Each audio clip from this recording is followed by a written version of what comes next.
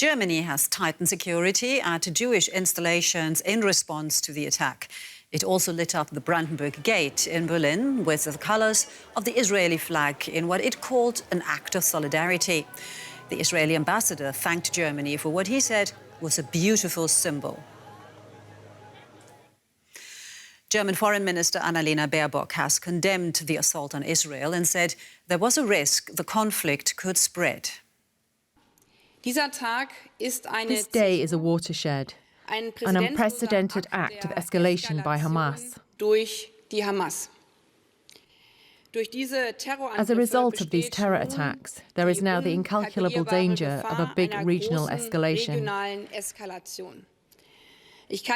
I can only warn in the strongest terms against others joining in this terror. DW's chief international correspondent who joins me here in the studio. And Richard, you can bring us up to speed on the broader international aspect to that story. The United Nations Security Council meeting in a special session today in order, obviously, to discuss the Hamas attacks on Israel.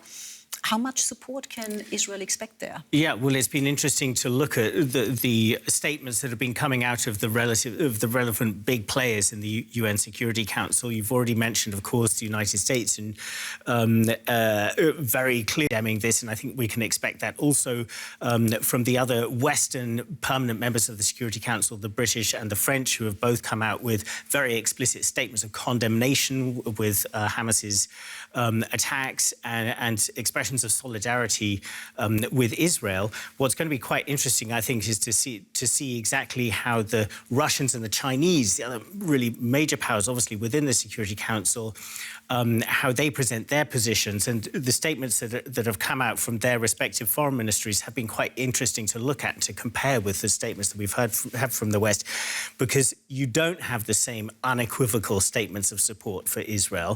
For instance, both of them talk about their levels of concern, but they quickly move on to saying that there needs to be movement and progress on finding a two-state solution.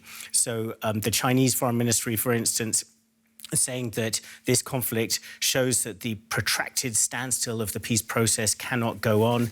The Russian statement saying something similar and, in fact, accusing the West of blocking progress in what was called the Middle East Quartet format, which has been dormant for a couple of years since the Ukraine war. So I think quite different positions from China and Russia there. And of course that matters because it's not just the United States and the West that are important players in the Middle East, from outside the Middle East, that is. Increasingly, China and Russia are very important in terms of their relationships, particularly with Syria, just neighbouring Israel, and also Iran, of course. And Iran, we can maybe talk about that in a moment, a key player there, Russia and China increasingly close to Iran.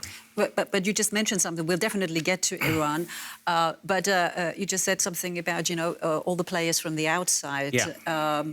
Closer to Israel, of course, is the entire Arab world, if you like. So how exposed is Israel there? Yeah, well, Israel's position within the Middle East has, in fact, been improving. And this is partly with the help of the Americans. But Israel has been able to normalize relations with a series of countries in the Middle East, for instance, the United Arab Emirates and Bahrain. And there's been a lot of speculation recently and a lot of effort put into hopes that Israel may even be able to normalize relationships, diplomatic relations with Saudi Arabia, which would be a huge milestone. Saudi Arabia, obviously, Not everybody likes that idea. Yeah, not everybody obviously likes that. And I think it's being interpreted as one of the reasons why Hamas may have launched this now, is that they want to scupper that process. They want to say to the Saudis, you can't normalize relations with Israel while we are still suffering here. And I think it also reveals that Israel's hopes that it could sort of compartmentalize the Palestinian issue and try to move on to have normal relations with its neighbours is going to be more difficult than it thought, and that Hamas still has the ability to really torpedo that process, potentially. So when we talk, not everybody likes the idea. How does Iran come into all of that? Because you hear it left, right and centre that somehow they do play a role, as well as Hezbollah. Yeah, so, I mean, Iran is a key backer of Hamas, also of Hezbollah, the militant group that is based in Lebanon to the north, which has already lobbed some missiles towards Israel during the course of the morning today. So obviously there's a lot of concern about what happens if Hezbollah gets involved in this. If Iran is shown to have had a really key role in facilitating this attack, then it's very likely that Israel will want to retaliate against Iran in some way. And that, of course, will make the situation potentially even more escalatory. So the situation could get even more dangerous. And I think that also throws the spotlight back onto Russia and China as countries that have more influence with Iran than, say, the Americans. Well, obviously, the relations between the Americans and Iran have been in a period of protracted crisis for many years. So a very complicated situation here. And we may be just at the beginning of a war that really becomes lengthy and potentially could spill beyond Israel's borders. That, of course, in an already quite tense geopolitical situation. DW's Richard Walker, as always, thank you so much.